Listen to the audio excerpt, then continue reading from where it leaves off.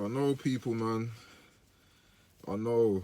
Especially I'm talking to Liverpool fans right now. Because this is a Liverpool channel. But I know people, this international break sucks. You know what I mean?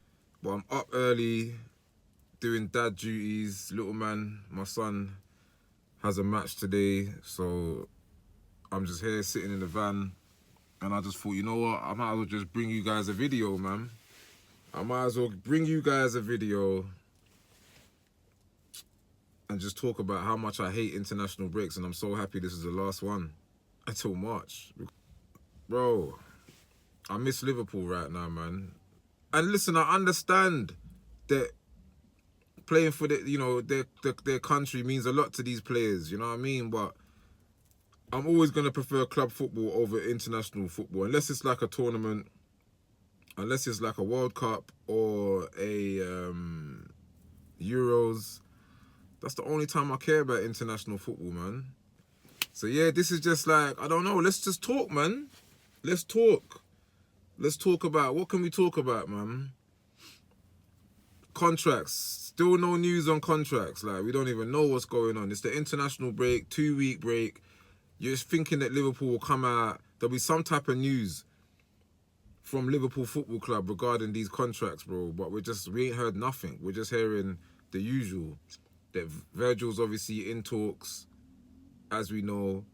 Then I'm seeing somewhere in transfer gossip, I think Salah, we're meant to be offering him a two-year contract or something like that. Fuck knows what's going on for Trent, boy. Like, I saw a transfer gossip the other day on BBC talking about, well, some source from Spain saying that, yeah, you know, Trent's been refusing every contract that Liverpool's thrown at him. And it's just that, the longer, like, this don't get sorted out and you've got January coming and this guy can effectively, you know, talk to other clubs. Like, and Real Madrid, they could be just sitting there just like, you know what? Instead of offering a fee for Trent, let's just wait till this guy runs down his contract and get him on a free. And I'm just sitting there just like thinking to myself, like, how the fuck, yeah, can Liverpool even consider, even fathom selling Trent on a free, bro?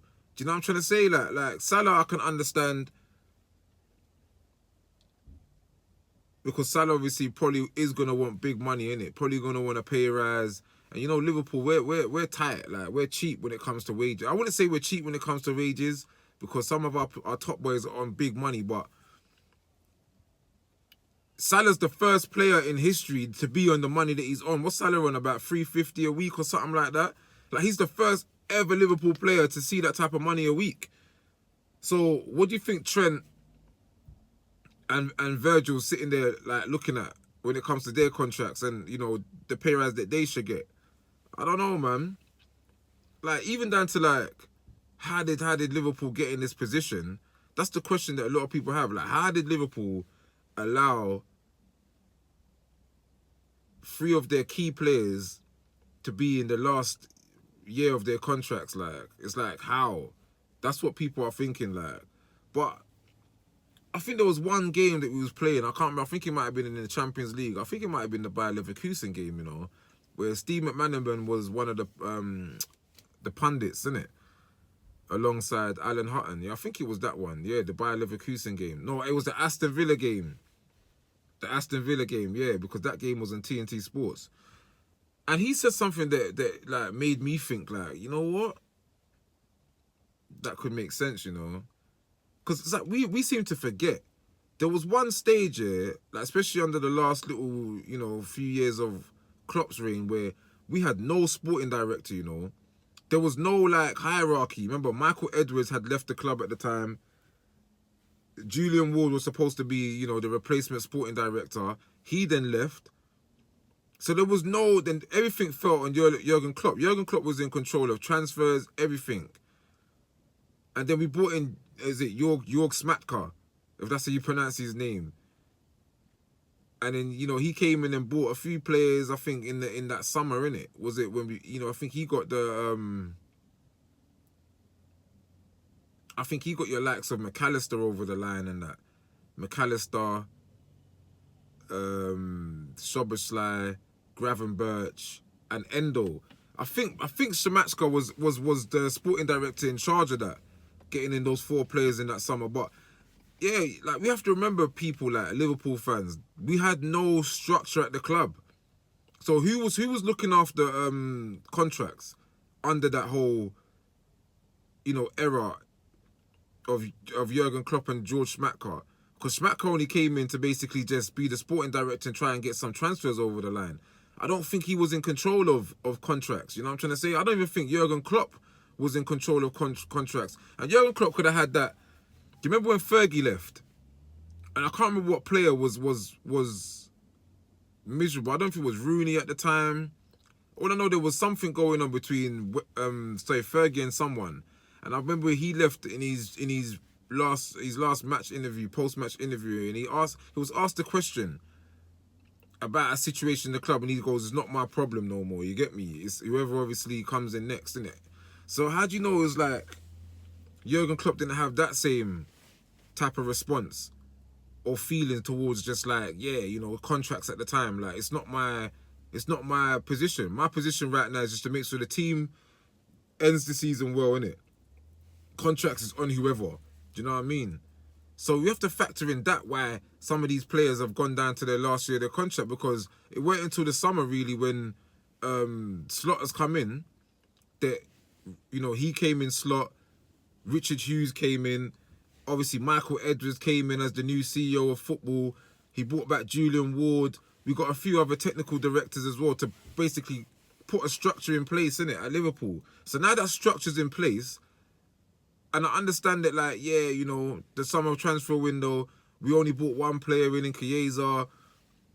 Even then, why didn't we sort out the contracts? But you have to remember as well, people, we was offloading a lot of, like, young players, like players that basically have been at the club a long time, that probably wasn't going to see no football under Slot. Do you know what I mean? So we probably was getting a lot of those players off the books, so it frees up some money and probably frees up like basically just frees up money, I think.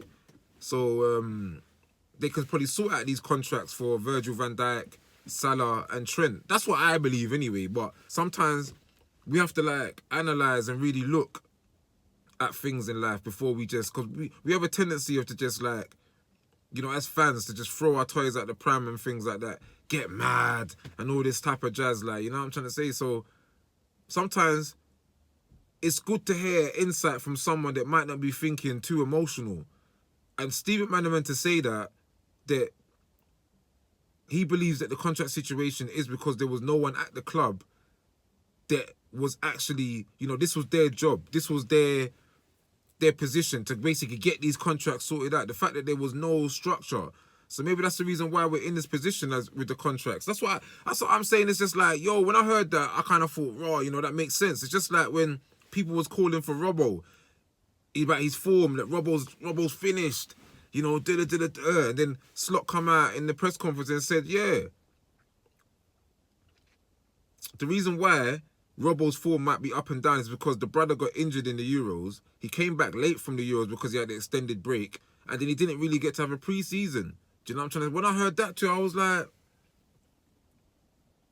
yeah, man. Sometimes we gotta stop being so emotional, and sometimes just think before we react to things. You know what I'm trying to say? So, yeah, people, man. Me personally, I hope these contracts get sorted out ASAP, bro, because that would just lift a weight of all of our shoulders as every Liverpool fan to know that our 3 key players are staying beyond this season or the end of the season, whatever, you know what I mean?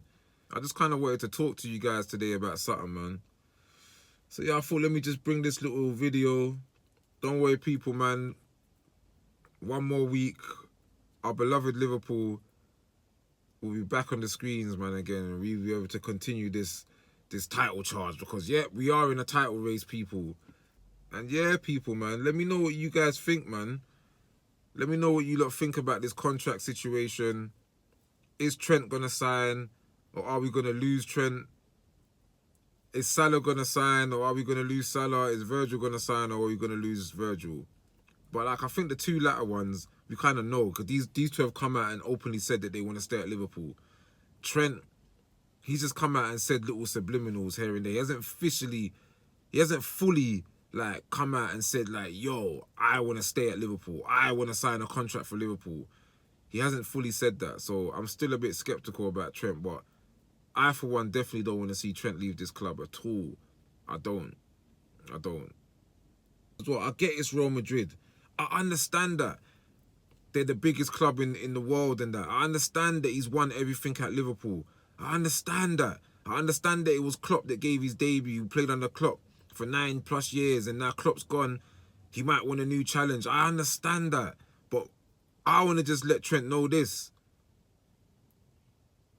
You're loved here, bro. The Liverpool fans love you. Will always love you. Like, them Madrid fans, they might be excited about you coming in, but have couple dodgy games here and there, bruv. Like, them man ain't going to have the same love for you that us Liverpool fans are going to have for you, bro. That's all I'm going to say, innit? But yeah, people, man. Blatant Red TV. It's your boy, Max. Let me go and watch my son's football match now. But yeah, people, man. Like, comment, and subscribe if you haven't. You know, it's free to subscribe, bro. You know what I mean? But yeah, people, man. Have a blessed Sunday, and we'll catch up soon.